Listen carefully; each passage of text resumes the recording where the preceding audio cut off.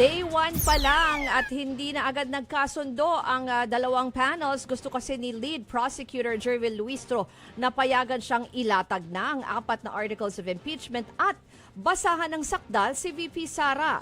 Pero tinutulan po yan ni Defense Lead Counsel Attorney Sheila Sison. Namagitan na dyan ang presiding officer na si Chis Escudero. Pakinggan po natin ang kanilang sagutan. It's the humble submission of the prosecution that there should be reading of the article and entry of the particular plea.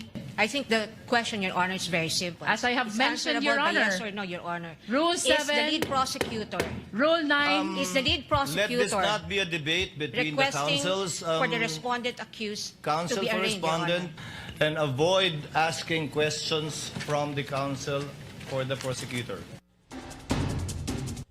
Sa huli nga po, hindi pumayag ang impeachment court na agad basahan ng sakdal si VP Sara.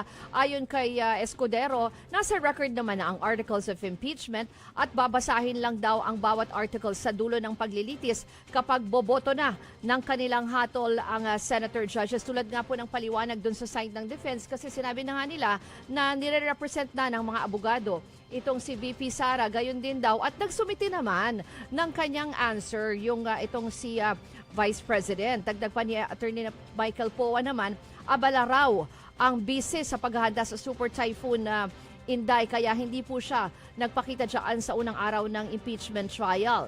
Gate ng impeachment team, hindi naman ng defense team, hindi naman po labag sa impeachment rules ang hindi pagsibot ni VP Sara. Titingnan pa raw ng kampo ng bise kung kailan siya makakadalo. Pakinggan po natin si Attorney Poa. Ready, and that's why we're here today. We've been preparing for how many, actually more than a year na now, no? So I don't think there's anything to reconcile there. As I've always mentioned, ang kanyang physical presence, we will assess kung kinakailangan, bakit hindi, but that will depend on how the proceedings go and we will advise her accordingly.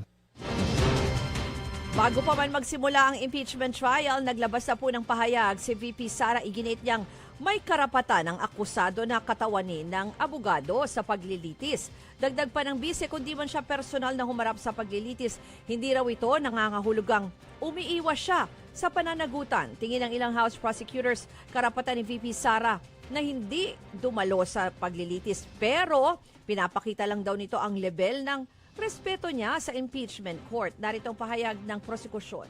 hindi siya umattend kapag walang counsel, kapag walang answer. The trial will simply proceed. Are you disappointed? Not really. Ano yan, legal strategy yan ng defense. So, karapatan na naman nila kung hindi siya pupunta. Diskarte nila yan eh. So, it's up to them. The bloodbath starts today. If she's not coming here, then I thought she was gonna bring the bloodbath. That's an abdication of accountability. Ayon naman sa kapatid ng bise na si Davao Congressman Paulo Duterte, deserve ng mga Pinoy ang katotohanan at hindi mga intriga. Panawagan niya sa Senate Impeachment Court maging patas sa proseso. Sa huli, may mga pag-atake man pero mas nananaig pa rin daw dapat ang katotohanan. Mga kapatid, patuloy po kayong tumutok sa 105.9 True FM para sa totoong balita, impormasyon, music, and entertainment. Mag-subscribe sa aming YouTube channel at podcasts. At sundan nyo rin po kami sa Facebook, Instagram, X, TikTok sa True Network PH. Bisitahin din po ang aming website truefm.ph at panoorin kami sa True TV Signal Channel 19. Kami po ang 105.9 True FM. Laging true sa'yo, kapatid.